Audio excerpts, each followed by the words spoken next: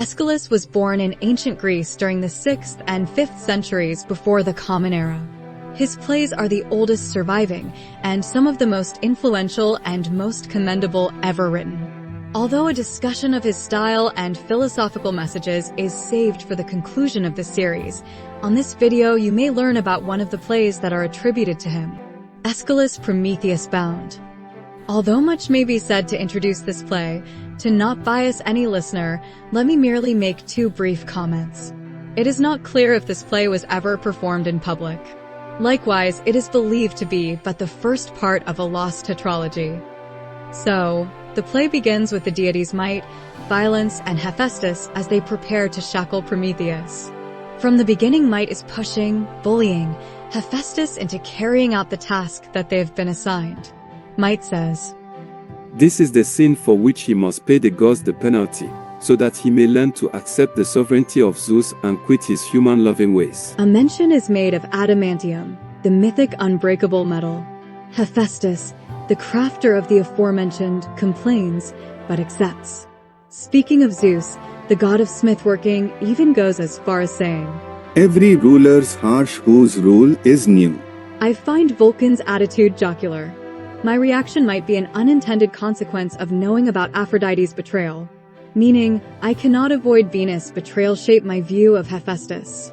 Either way, Hephaestus makes a seeming illusion. "The pain of your present torture will be there always to weigh you down, for he that can relieve it has not yet been born." Surely the expression is meant to be figurative. Yet, mentioning that someone will be born to rescue Prometheus can be viewed as a foreshadow. I remember that in Aristophanes' piece, or perhaps some other play, a similar thing occurs. So, this would not have been rare or unique in ancient Greek theater. I should mention, while Hephaestus complains, a remark is made that introduces, in a poignant way, what I imagine must have been a rather controversial theme of the play. The deity Might says, "Everything has its burdens, except ruling over the gods, for only Zeus is free." To this Hephaestus replies, "I know, I can see that from this position, I have no reply." This theme will repeat. Throughout the play, Zeus is criticized. He and other gods are shown in quite a bad light. More will follow. For the time being, let it be known that Hephaestus is an unwilling culprit. Might and Violence, on the other hand, are bad people. The three imprisoning Prometheus leave, and in song the latter laments his fate. Yet, he also praises himself for how he aided humanity. Remember, Prometheus not only granted fire to human beings, a metaphor for reasoning or foresight, but he also created us out of clay. Then the chorus arrives. This one is made of some flying creatures. I do not know how to describe them. Prometheus mentions that they are children of Tethys and Ocean. Both those are titans, deities like Prometheus, older than the Olympians. Later, Ocean will make an appearance. From the onset, the flying creatures proclaim their friendship to the prisoner. Their exchange gave me the following proto-aphorism. "The best revenge is a harm so humorous that even the friends of the injured will not resist laughing at his pain." It arose, in part, from Prometheus' statement, "Now as I hand the playing of the winds, my enemies can laugh at what I suffer." I do not know if mine is merely a modification, but I mention it because it encapsulates the ideas that are discussed. While criticizing Zeus, Prometheus declares that a day will come when the king has need of him, and that, "Then not with honeyed tongues of persuasion will he enchant me, he will not cow me with his threats to tell him what I know, until he frees me from my cruel chains and pays me recompense for what I suffer." Prometheus even goes as far as saying that as savage as Zeus is, "His will shall melt to soften in due course." I feel compelled to insinuate some of my final conclusion. There are many reasons to believe that Aeschylus is a big-time lover of democracy. Keep in mind that the democracy in Athens is new at that point in time, and we will talk more about it. The chorus asks Prometheus to explain how he ended up in such a condition, and the Titan replies with what I have for now turned into, "There is pain so painful that speaking it provides no alleviation." Despite this psychological reality, he goes on to mention that his mother Themis, the Titan goddess of divine law and order, explained to him how Zeus could win the battle against Cronus. Remember that Zeus had to fight his father, and most of the Titans, in order to gain the divine throne. Either way, the point is that it was by Prometheus' aid that Zeus triumphed. However, as the shackled god points out, this is a sickness rooted and inherent in the nature of tyranny, that the one who holds it doesn't trust his friends. Here, once again, we see some proof of my observation. Aeschylus is an unapologetic lover of democracy. Prometheus then explains that Zeus wished to tyrannically destroy the human race. What is more, speaking of the other gods, he says, "No one opposed these plans save I dared." I wonder, how did a believer reconcile this fact with a love for Zeus? Perhaps such open declarations were interpreted as what we would now call blasphemy, at least by the priests and adorers of Zeus. Prometheus explains what he did to save, or help, the human species. He gave us not only fire, but also false hope. Remember, all had an input into the creation of Pandora, and that portion, perhaps the only good in Pandora, was Prometheus' input. Of course, it is debatable whether false hope is good at all. Either way, to Aeschylus, in this play at least, the Titan is responsible. The deity also claims to have given humans many other things.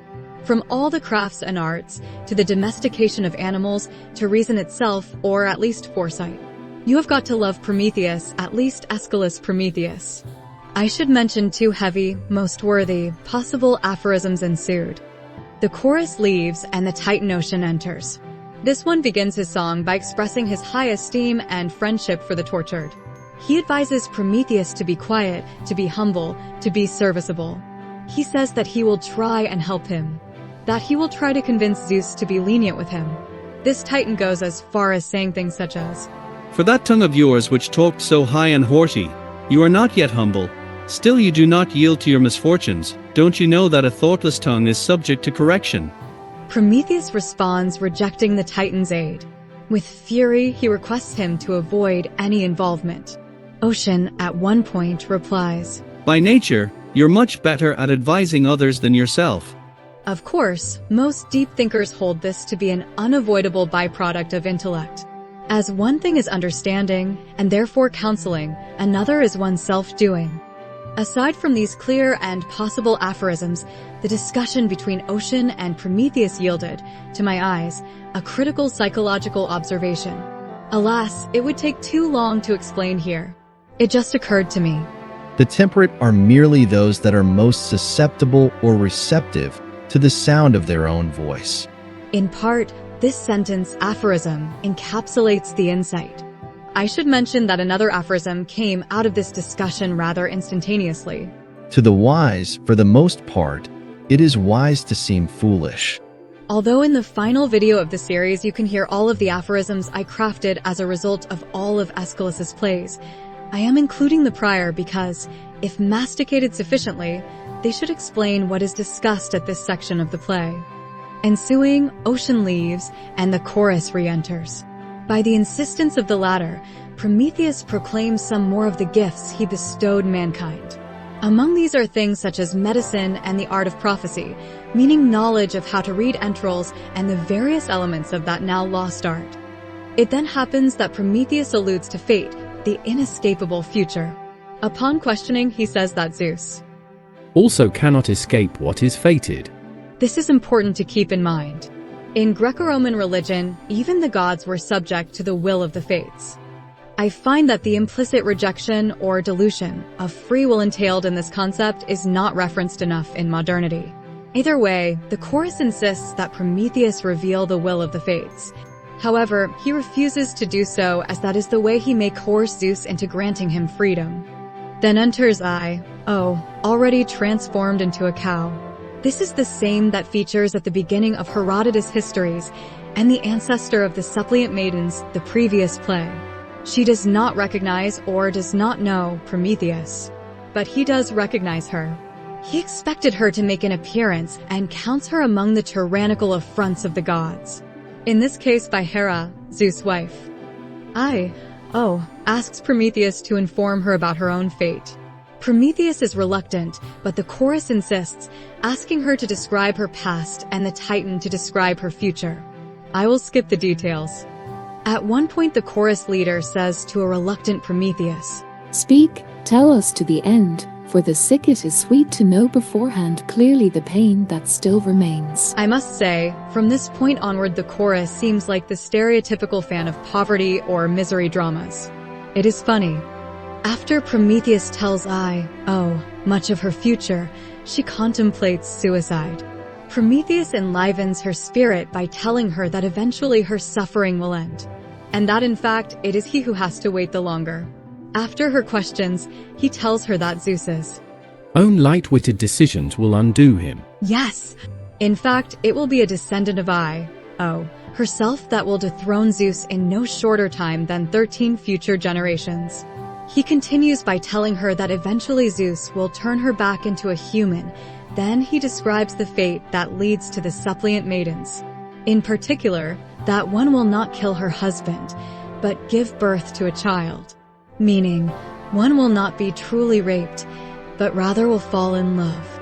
The child of this one will be the renowned hero known as Hercules. This hero will set Prometheus free, or otherwise, Zeus will blunder and eventually lose his throne. I gather that the evil gadfly sent by Hera stings and she exits the scene in pain and spasm. Of the subsequent description of the future deity that will oust Zeus, let me merely quote the following.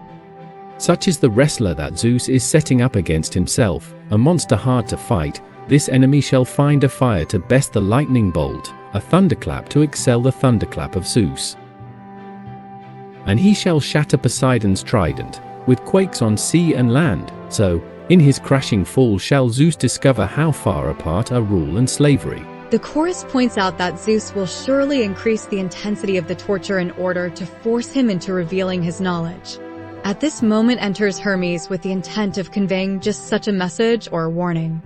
Prometheus responds to Hermes' opening statements with great derision and, perhaps, blasphemous observations. There is something unfortunate that I must quote. Be sure of this, when I measure my misfortune against your slavery, I would not change. It is better, I suppose, to be a slave to this rock than Zeus's trusted messenger. Thus should one insult the insolent. Alas, a line or more are missing. We do not know exactly how one should insult the insolent. The tragedy. I cannot but merely imagine the loss of the most precious aphoristic gem. I can only take solace in the fact that there has been, and follow, many such gems. Okay, long story made short, Hermes warns Prometheus, but the latter courageously rejects. I should mention that at one point, Prometheus says, There is no disgrace in suffering at an enemy's hand when the hate is mutual. Alas, I cannot avoid concluding or feeling that in fact the very opposite is true.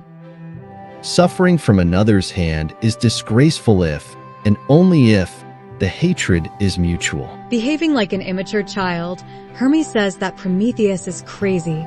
The chorus proves me wrong as, unlike the typical fans of misery dramas, they choose to stay with Prometheus, keep him company, and endure with him the collateral damage of Zeus' incoming punishment.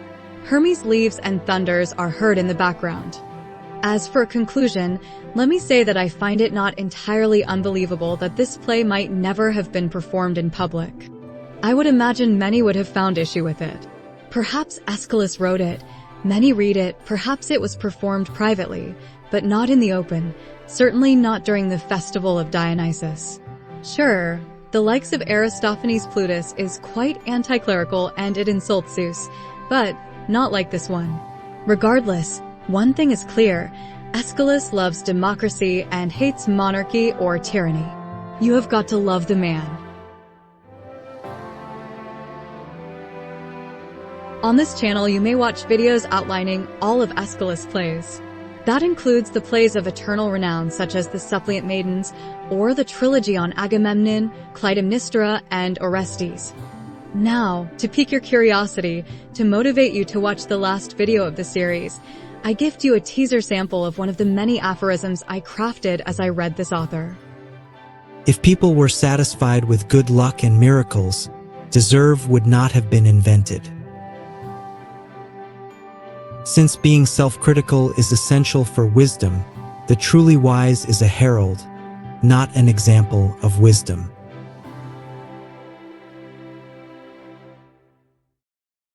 If you enjoy or gain from my aphorisms, know that I have thousands. I will be writing books with short thematic essays composed out of aphorisms. These essays are profound and intriguing yet easy to read. For very cheap copies, look up Protagoras Pause in the Amazon website. I repeat, Protagoras Pause, that's my name.